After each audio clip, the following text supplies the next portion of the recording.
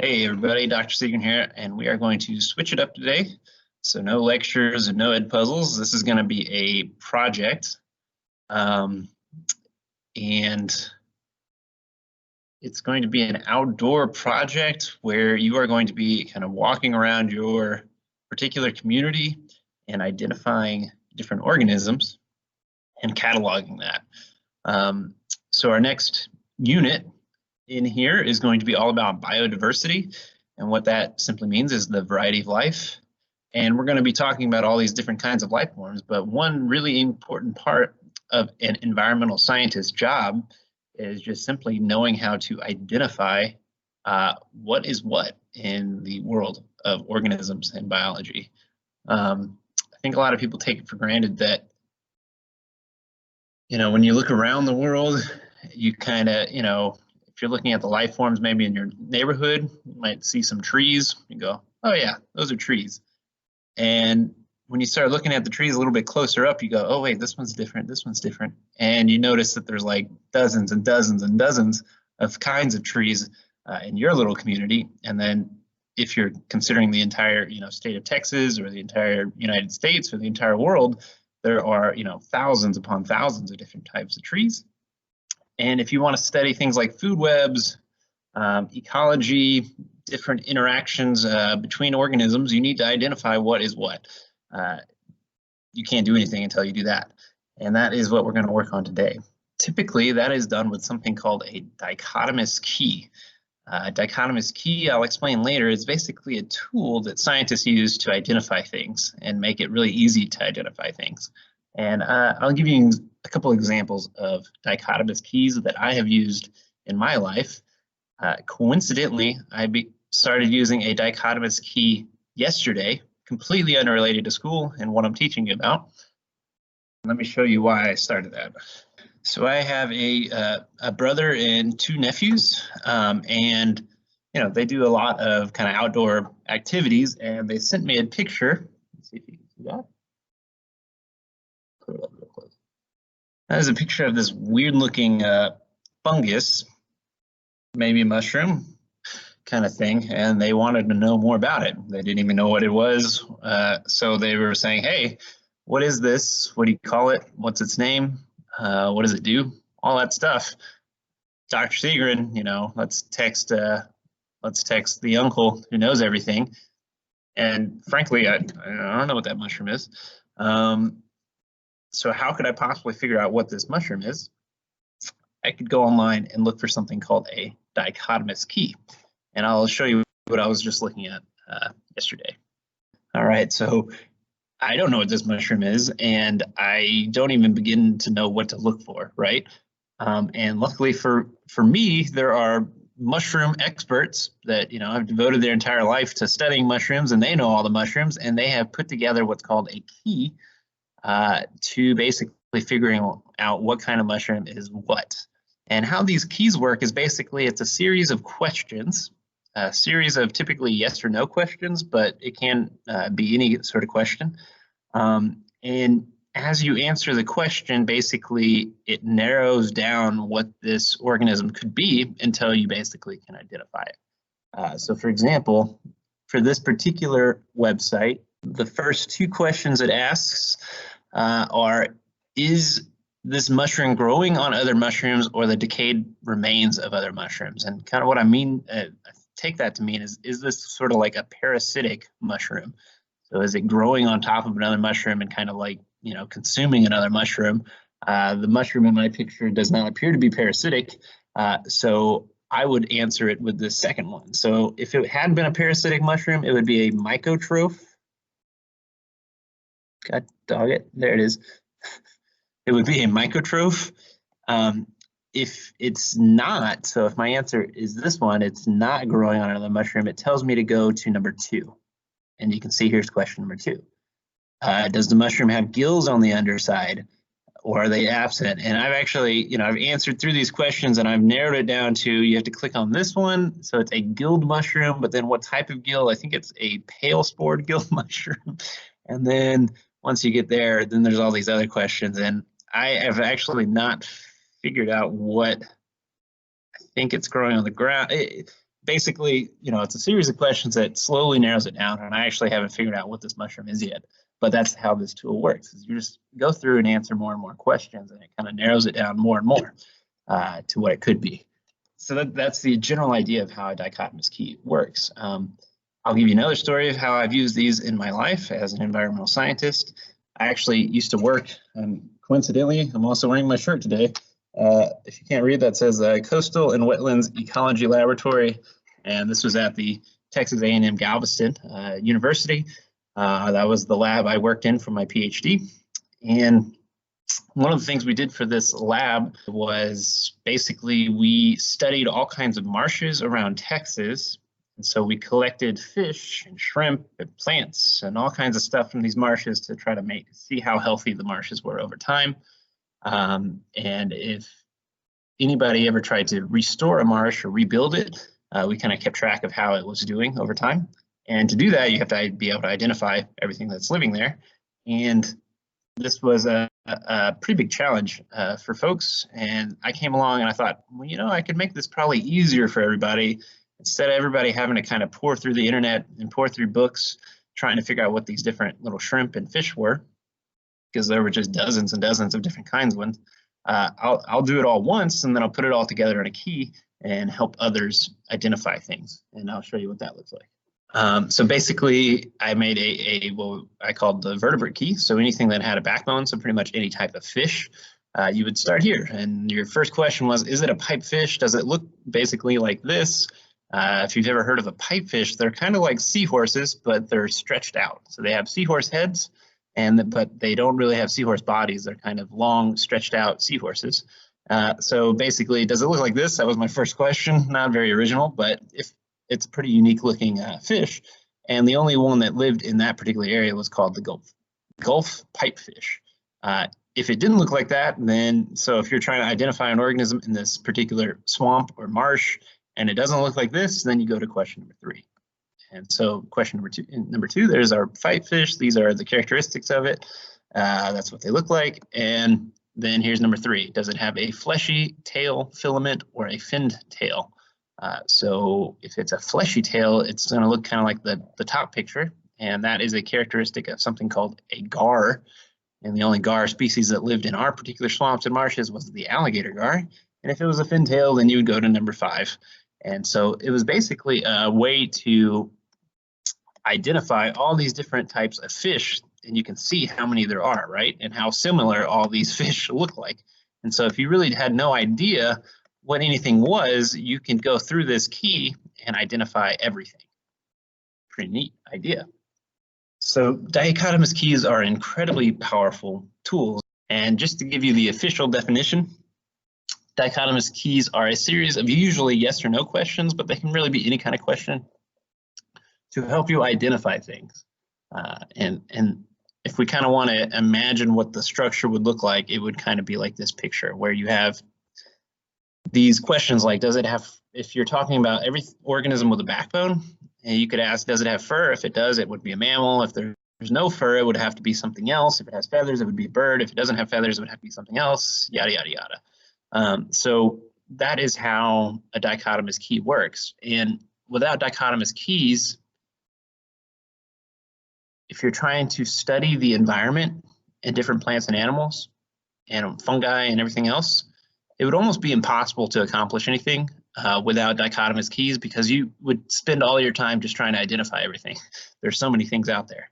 So what you're going to be doing is actually building your own dichotomous keys out of trees that you have identified in your community. And your community can be your house or your apartment complex. It could be the local park. It could be around the school.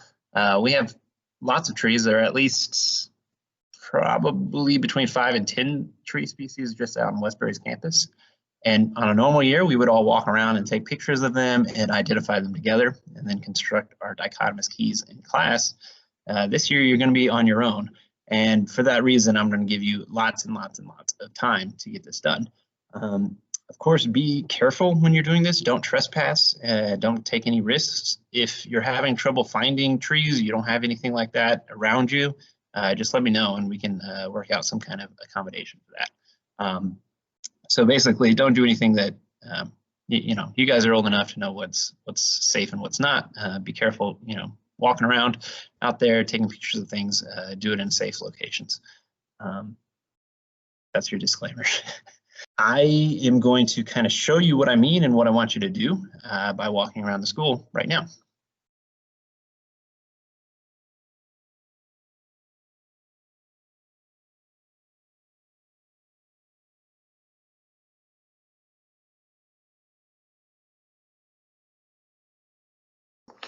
Did you miss this place?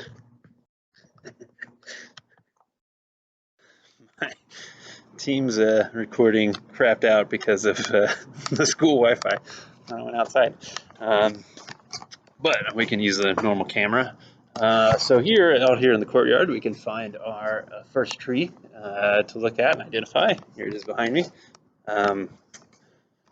So when you're looking at a tree, what you want to do is you probably want to get a nice, good close-up picture of the leaves, and you want to include yourself in that picture. So basically take a selfie with the close-up of leaves and any other characteristics of the branches that you can. So something like right here is a low point.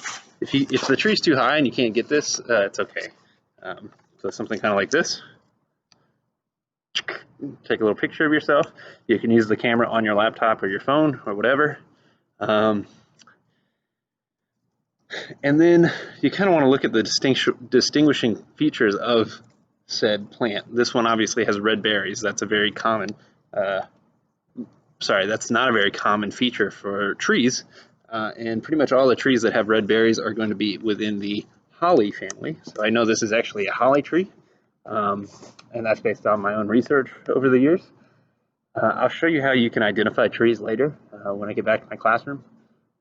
So you want to take a picture with your tree. That's kind of a close-up like I just showed you, and then you want to take a zoomed out view of your picture of your tree as well.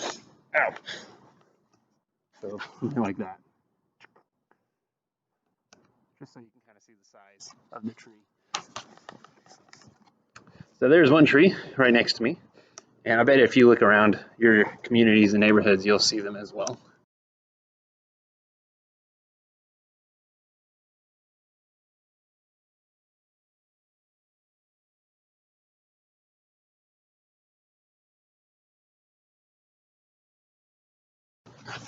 All right, here's tree number 2, right here by the AC. So again, you would take a picture of it with a close-up and yourself, like so. You can see that these leaves look completely different from our last plant. There are no red berries. The leaves itself are huge and more circular in shape. And actually, I bet if I look closely, I can find some fruits on this tree.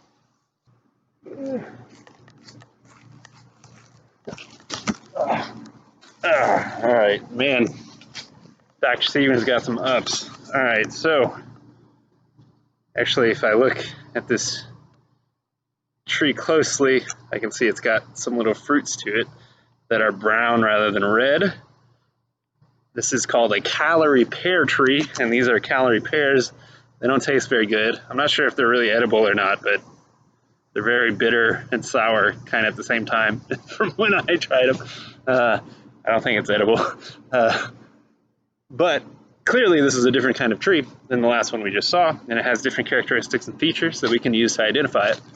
And again, you would want to take a big zoomed out picture of this tree as well. This is the same one. So basically each tree you find, you want to take a couple pictures of it, a close-up of the leaves, and then a big zoomed out picture of it. Let's head back to the classroom and finish up, and I'll show you exactly what I want you to do for your Dichotomous Key project. All right, so you can see that this is a little different, and then hopefully, you're getting outside and you're having a little bit of fun looking at this stuff. Now, I happen to know what these trees are. You may not know what tree species are in your area, and the first thing you're gonna have to do before you can make your Dichotomous Key, which again is kind of like a tool that can help other people identify the tree, but if you're making one the first time, you have to do it the hard way, which is either using somebody else's key or just browsing through pictures online of different trees. So you can just, Google, trees of Houston and things like that and sort of see if something matches up, and then you can identify it that way. There is a Dichotomous tree key for Texas that's already made that may help you identify the tree. So I'll explain what you're going to put together in the key. But to make the key, you have to actually identify the plant itself. So you will have to identify the tree. You're going to use this website to do that. It is called the Texas A&M Forest Service. So this is a Trees of Texas key. Pretty much will cover every native plant in Texas. I have run into some trouble when looking at exotic species, so species that have come from another country and we'll talk about invasive and exotic species later in this course. But basically, you have to ask yourself, okay, let's say we have the holly tree that we're doing first. These leaves, are they simple, attached to the twig? It's going to ask you opposite or alternate. Let's go ahead and pull up a picture of that plant. So if we look at the video I just took of those plants, what you're looking for is, are the leaves attached in a way that they are opposite on the stem, or they're kind of staggered? And this one is very close. It's actually hard to tell. And this is one reason you want to get a very clear picture, but I believe it's actually a little bit staggered from what I could tell from this little still shot here of my picture. And again, if you don't get the perfect identification, that's kind of not quite the point. As long as you're in the ballpark, you're okay. So I'm going to say they're alternately, and they're just normal, simple leaves, and they're alternately. So they're not needles, they're not like clusters of leaves, they're not palm fronds, they're not any of that stuff. So we're going to click on this one, and I'm going to best describe what the shape of these leaves are. Are they crazy looking stars, or fan shaped, or heart shaped, ovoid, or are they just kind of oval and round and elliptical? Let's take a look. I would say that this is just sort of a normal shaped leaf. A little bit like a teardrop. I would say of all these pictures, this one's probably the most accurate, right? Just oval, kind of round, normal shaped.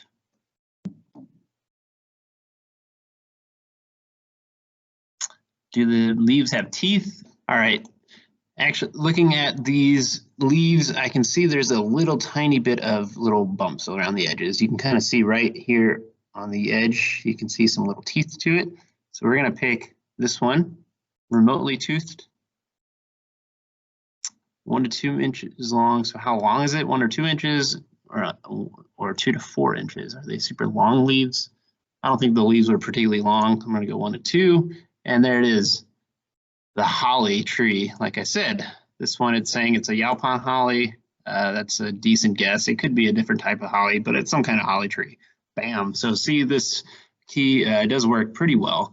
If it's an exotic plant or something, it might not come out quite perfectly. But for the most part, this key will work pretty well for you. Now for the fun part, which is actually assembling your key. This is essentially what you want to make, is a PowerPoint presentation that kind of looks like this. You're going to have, your title, and you're going to have a first question. So for my 2 trees that I just did, my holly tree, and which now we are calling a Yaupon holly. I'm not entirely sure if it is a Yaupon holly. It might be an exotic holly, but anyway, that's beside the point. You could ask yourself, does the tree have red berries to it? That's my first question, because that is a unique characteristic of that holly tree that my other tree did not have, nor do any other trees in this area have. Does the tree have red berries? If you want to say something about the leaves, you can. Whatever the most unique characteristic of your tree is, use that as your questions. So does the tree have red berries? If it's yes, it's a holly tree. If I answer that question as a no, so you have to imagine this as somebody who doesn't know what these tree species are. You're making this key for somebody else to explain them what trees are in your community, is essentially the point of this project. So does the tree have red berries? Yes, you would say it's a holly tree. No, you would go to slide 3. So if I say yes, if I'm looking at a hypothetical tree and it has red berries in the Houston area, I know it's a holly tree. So bam. Slide 2, there's our holly tree, and then you're going to put your pictures of your holly tree into your PowerPoint. presentation. So your close-up picture of you and the tree, zoomed out picture, and then also any other characteristics of that tree. So basically, what does it look like? How big was it? What are some of the descriptive features of it, et cetera, et cetera. And then if it wasn't that tree with red berries, so if you're giving this key to somebody and they find a tree that doesn't have red berries, they're going to go to slide 3, and on slide 3, does it have rounded toothed leaves with tiny fruits and white flowers? That's our calorie pear tree, yada, yada, yada. That was the second tree that I'd found. And that's essentially what your final project is going to look like. So each tree, slide is either going to be a yes or no question, and then the slides with the actual trees on them, you need to have the name of the tree. You need a selfie of you and the leaves of the tree as close up as you can get. You can do a zoomed out picture of the tree as well, so just so you have the full scale of the tree, a description of the tree, and a map of the distribution of the tree. Usually if you just Google distribution of blank, it will work. So if I go to Google, there you go. I had already Googled calorie pear distribution. Let's do Yaupon holly distribution.